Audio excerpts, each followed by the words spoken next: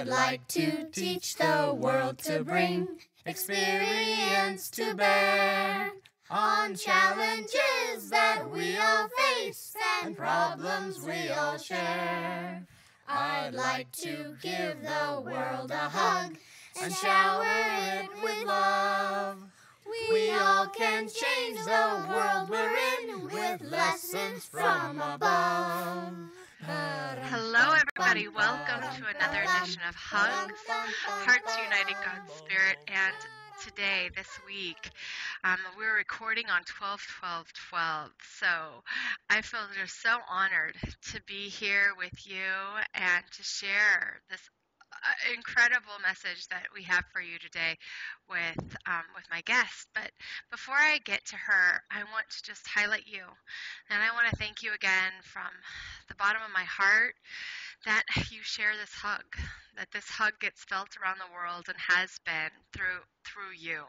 So take a moment and just close your eyes with us and take some deep breaths and just give thanks for your beautiful body, a wonderful, wonderful just expression that you are. Taking another breath, just feel the vibration of you, of love pulsating through your body, that you're in the right place at the right time, listening and being with us, and we're so happy to just embrace you with this hug. And then take a deep breath, knowing that God is embracing you and that you are a divine child of the Creator of heaven and earth. And as you experience this hug, as you watch it today, I just want you to continue to just feel that amazing essence of creation that you have within you. And as you share this hug through, Facebook, or if you email it to your friends, or however you're going to share it with everybody today, I just want to thank you for doing that, and also just hold that space for them to feel this love and this embrace from God to you and to the world. And with that intention, if you don't know me, I would like to introduce myself. I am the host here of HUGS each week.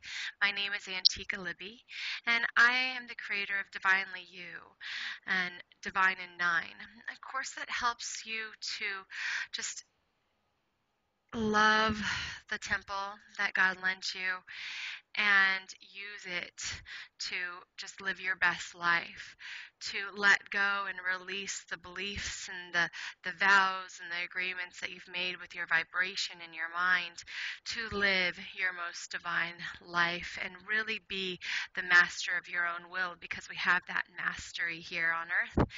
And then to take you into a deeper relationship with God, where you can listen and follow that divine impulse each and every day of your life. And one way that I follow God's divine impulse is each week here on HUGS, where I just link arms with people, amazing people that I've been so blessed to know and meet on this journey. And today is absolutely no different. Right here next to me, I have an amazing author and speaker, and her name is Mercedes Kirkel, and she's an author and a spiritual growth facilitator. And listen to this. This is where I'm so excited, especially for today in 12/12, because we're going to do some amazing insights today. In July of 2010, Mary Magdalene began to come to Mercedes daily, giving extraordinary messages for humanity's evolution and spiritual growth, all that is happening at a really fast pace right here, right now. And it gave birth to this book that she has written that we're going to talk more about today, Mary Magdalene Beckons, Join the River of Love, which contains a full series of Mary's heart-opening and mind-expanding messages, along with Mercedes' just amazing illuminating commentary. So Mercedes, you have so much going on. I want to thank you so much for your time and for being here with us today, and welcome to HUGS. Thank you so much. I am so happy to be here with you. And I just want to share that I think this is an incredibly special day and time, being 12/12/12. And for months before this date, leading up to it, I had the sense that I want to do something special on this day, and I didn't know what. And I started to hear about different events that were happening, and none of them were really calling to me. And I was like, I wonder what I'm supposed to be doing. And then I connected with you, and we set up this talk for this day, and I knew immediately that was perfect. That was exactly what was supposed to be happening. And it feels like a huge blessing to me. And to be here with you and with all the people who will be listening, thank you so much. You are so, so welcome. So I want to just jump right in, because the story leading up to how Mary Magdalene began to talk to you and your realization of how your life has really been, all of it was kind of a training for this gift that you've gotten for all of us. Will you tell us a little bit about your life before Mary Magdalene and how it worked up to really be God's gift and training for her to just come through and shine her light through you? I would be happy to. I guess I want to put this in a context and say that when Mary Magdalene started coming to me in July of 2010, I was shocked. I had no idea that that was going to be happening and that she would be giving me this amazing series of messages. And as a matter of fact, the first thing that I did when she started speaking to me was went into immediate doubt that how could it possibly be Mary Magdalene, and why on earth would she ever choose me? But since that time, I've had a lot of time to think about it and to ponder, consider, really question, why did this happen to me? And I actually really believe that, first of all, that I've been with Mary Magdalene for lifetimes, and that she was recontacting me in this lifetime, but it happened very slowly, very gradually, and subtly, so that I didn't really get it until she actually started talking. And that my life really did have a plan, but I didn't see it. I didn't know it. So I'll share some of the things about my life that, looking back, I can see the pieces of the puzzle that were leading up to this. And it started when I was very young. Actually, my earliest spiritual memories are being 8 years old. And one of them was my family went to the New York World's Fair. So you can figure out how old I am if you can do the math. Back in 1964, I think. And one of the exhibits that my mother really wanted to go to was the Italian exhibit, where they had loaned the Pietà to the New York World's Fair for those 2 years to be on display, which is a beautiful piece of artwork by Michelangelo, showing holding Jesus after he's come off of the cross, after he's been crucified. Yeah. I was 8 years old. I had no idea what this was. Plus, my family was Jewish. We didn't have any particular relationship at all to Jesus, Mary, the crucifixion, anything. And I had no idea why my mother wanted to go see this. But it was obvious that she did, so we were doing it. And when we were in line, she was trying to explain to us what it was, so we'd have some idea what we were seeing, and it didn't make much sense to me. And we walked inside, and the way it worked was it was pretty dark, with the stage lit up on this piece of artwork. And then there were aisleways, and everyone filed through very slowly, just looking at the art. And so I was in my own little aisle. Our family had kind of fanned out. We were all in our different spaces.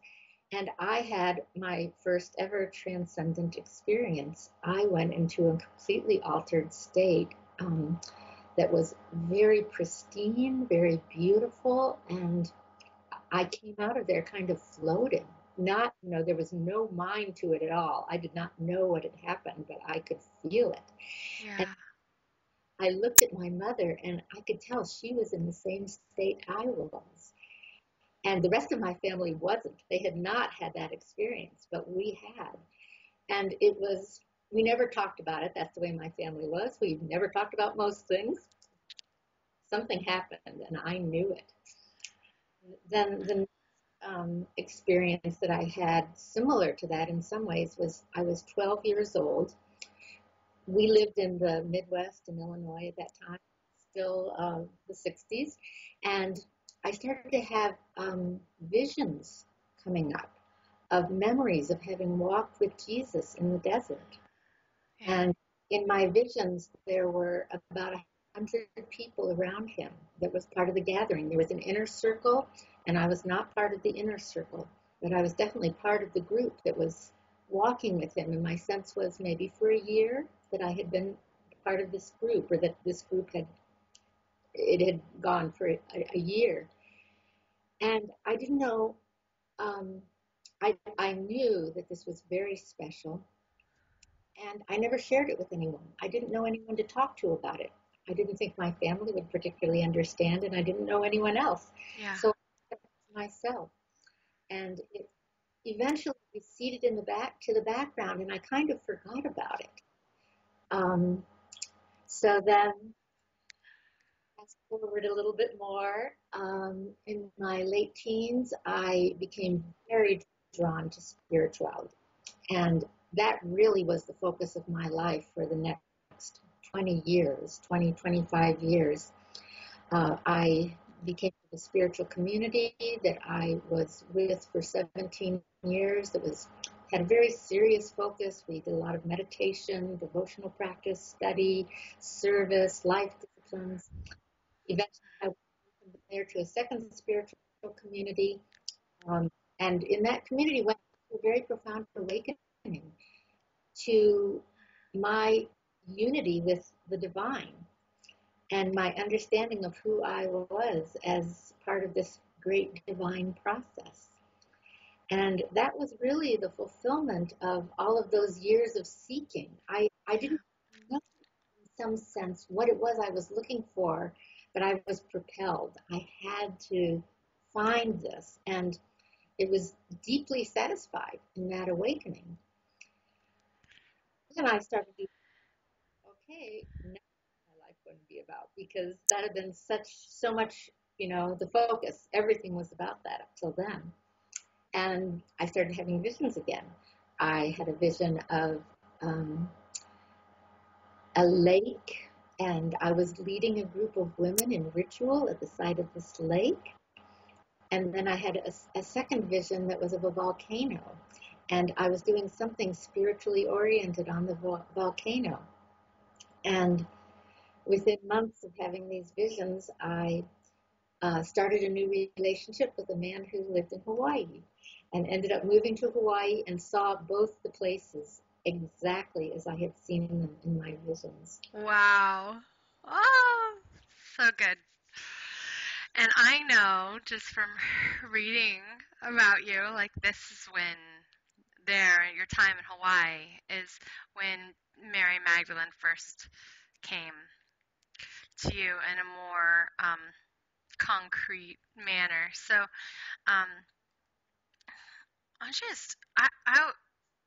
let me, yeah, just tell us about Mary, like Well, her essence. Yeah, I want to go right there.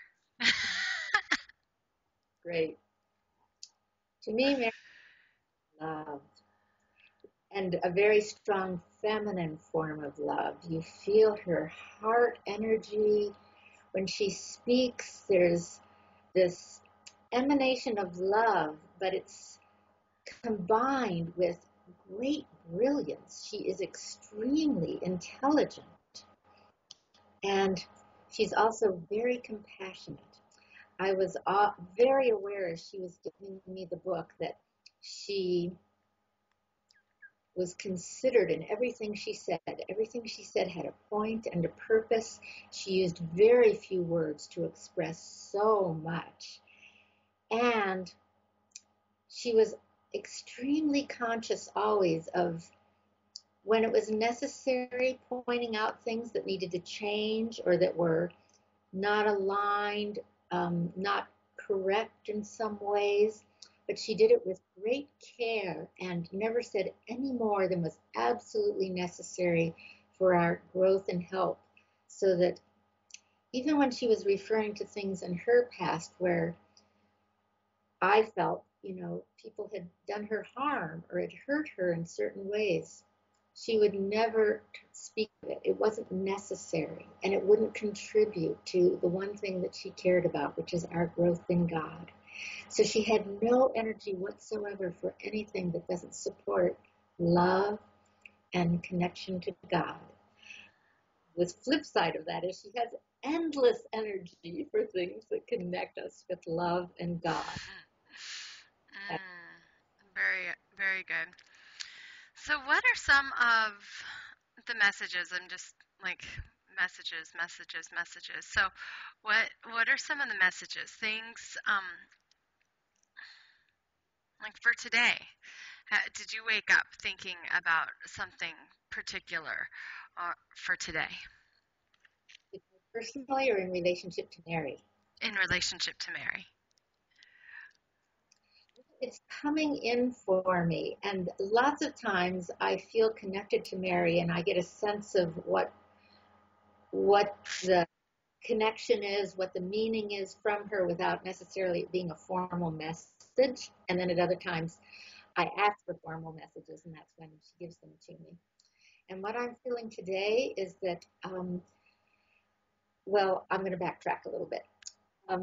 The book is very, very focused on this time period altogether. And I felt Mary had urgency about there's things we need to understand about this time period because there's changes we need to make. And we have great opportunity right now, but it comes with us coming up to the level that we need to come up to. And it's specifically relative to the divine feminine. And she talks a lot in the book about what that is. What is the divine feminine? What is the divine masculine? And what does that mean for us in practical ways in our life? And what she's especially pointing to is that it's for all of us, men and women alike, right now our primary work that is in front of us is strengthening the feminine within. And she's pointing to 3 arenas in particular: our relationship with our body, which I'm smiling because I feel like you're such a gift and a blessing in that arena in helping. Thank you. Our relationship with our sexuality and our relationship with our emotions. And these 3 together form the foundation, the structure that supports the divine feminine within. And when these 3 are strong and full, the feminine flowers comes forth in our hearts. We're able to be in our hearts. And from there, it's about, there's a continuation of coming into union with the divine masculine. The seat of the divine masculine is our higher mind. And it's about this beautiful marriage of our heart and higher mind. And that is what she's saying the new age is all about. Nice. It's this union of masculine and feminine. And for most of us, our work is about strengthening the feminine because it's been suppressed and held back. And to the point that a lot of us don't even realize. I was leading a group a couple weekends ago, and I was doing a workshop on sacred relationship and talking about what is this union of the masculine, feminine, and the divine masculine and the divine feminine. In general, people were understanding the principles that I was putting forth. It was somewhat new, but I think people were following. But then we got into some practical life situations. And people started saying, well, what about in this situation? What about in that situation? One woman gave the example of being in a car and having somebody cut you off. And the different responses we have. And of course, our kind of instinctive response that a lot of us have is anger sometimes. Right. And but then there's the spiritual responses, and we went into the spiritual responses, and things like blessing the person, being detached, all these different things. And every single response that the people came up with was what I would consider a masculine response. And no one could come up with what a feminine response in that situation would be. And telling to everyone that while we may have some kind of intuitive feeling, some sense of what the feminine is, We've been so indoctrinated, even in our spirituality, in masculine forms. And not that those are wrong, not that those are bad, they're important. We're just out of balance. We need access to both the masculine and the feminine because we're whole beings. We have both within us, and we need that wholeness in order to be our whole, beautiful, divine self. Mm-hmm. That's your question about today. I feel excited that we are walking down a corridor right now into this new age, and that's exactly what Mary called it, the new age of the divine feminine coming forth, being strong, actually being the leader and leading us into this union with the masculine and feminine. So this feels kind of like a birthday to me, or very close. You know, I think we're 11 days away from December 21st, which many people have marked as a very significant day. And I don't know that any of these days are going to be outwardly, it'll be really obvious that this was a certain thing that occurred on this day or that day. But energetically, I really feel it. Yeah, definitely. I do too. So this is funny, but it's coming up. So I'm going to flow with it. It's like this shedding of the inability to play and sexuality. So the picture that I get, and maybe you can run with it, is like on a beach, totally nude, just running and playing in the water, where you feel just like completely open, nothing sexual, like as far as like sex goes, but like very open with your body. And it's just kept coming up. So I'm like, okay, so this divine sexuality, I think we have 10 more minutes about, and I just, will you share about what she's talking about of this divine sexuality? Yes. Well, that image what that speaks to for me is what she was talking about healing our relationship with our bodies and any shame we might have with our bodies, any sense that there's anything wrong or bad or sinful or evil about our bodies, and that crosses over into sexuality as well, because a lot of the reason we have that has to do with the sexual imprinting that a lot of us received of those same kinds of messages. She talks a lot about any work we may have to do in that arena is very important to heal any sense of shame about our bodies. She said in the book, this one beautiful passage, she said, you wouldn't feel that way about your best friend. Yeah. Yourself, that there's something wrong with your body or not completely divine about your body. And she basically said the same thing about sexuality.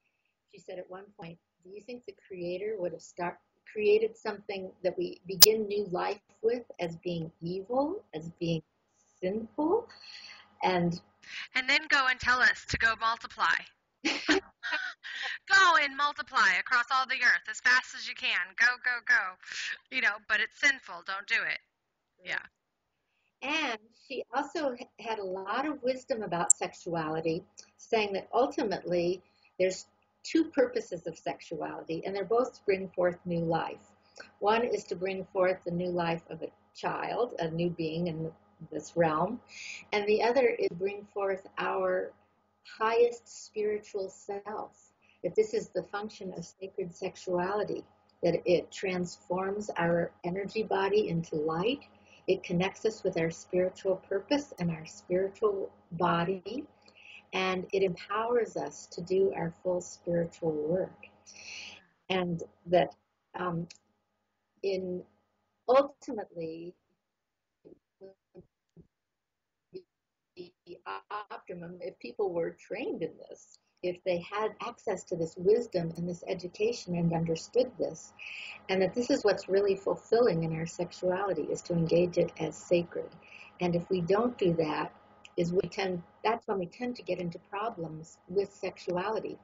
Because what we're really looking for in our sexuality is that union. It's union with the divine, it's union with our highest self, and it's that beautiful union with another being in that process when we're both aligned to that union with the divine. And if we're not engaging that, if we're not consciously engaging that, we still on an unconscious level tend to be seeking it. And we won't probably find it if we don't have the tools and the structures for supporting that. And that's when we get into problems where we start wanting more and more from our partner, wanting more and more from sex that we're not receiving. We're looking in the wrong place. We're actually on the right path, on the right track. There is something missing, but we're not going to find it in sex in and of itself. Right. Greater picture. Beautiful. I mean, perfectly said, and just beautiful. So tell us a little bit more about where we can get the book. I know it just came out on Kindle. You said to me earlier, it just came out this week on Kindle, which is fantastic for those who have a Kindle. Can they get it on Nooks as well yet? On Nooks too? Okay. And then you have your site where we can order it and get it in hard copy on mail. Yes. And so tell us all about all of that. The website, where you can also find out a lot more information about the book. There's a video, there's question and answers, there's my full bio, all sorts of things. And that website is MaryMagdaleneBeckons.com. MaryMagdalene, and then Beckons, Beckons.com. Okay, and we'll have that link right here as well, everybody. So yes, that's how you can get the print book. There's also a couple of other Mary Magdalene cards, products. There's a set of cards and there's a print, because Mary Magdalene also guided the process of creating the cover picture of her, which I was thrilled with what came out as such a beautiful representation of her, and really captures the Mary Magdalene that I experienced in her communications with me. And so I wanted to share just the picture with people, and that was how the cards and the print came about. Nice. Very awesome. So do you have anything else before we wrap up that you'd just like to share or offer anything on your heart? Well, I would love to share a quote from the book from Mary, and I would just like to say that I've received such wonderful responses from people about how this book has helped them, including people who I consider very spiritually deep and mature, and that's been so wonderful for me to hear how it's helped them. And that in my life, that this book has helped me, and every time I return back and read this part or that part, there's some gift in there, some blessing. So I would like to end with the very last paragraph of the final message that Mary gave in the series that became the book. And it's where she's expressing her great passion for helping all of us, and how it's not just her. There are many beings who are committed to this, and it's what they love, because they love God and they love helping people to connect with God and grow in God. So I'm going to share this last reading. Excellent. I and so many others are calling to you to join us in the river of love that flows from your heart. It is a place of great joy and love and peace. It is the place of connection with God, of growing in God, of being guided by God, of living in God, of living as God, of knowing all as God. I do not know of anything more wonderful than that. I call to you and invite you to join us in this great and wondrous process of living in and as God. I do this as I love you, because I know you as God, and I am not different from you. This is your destiny too.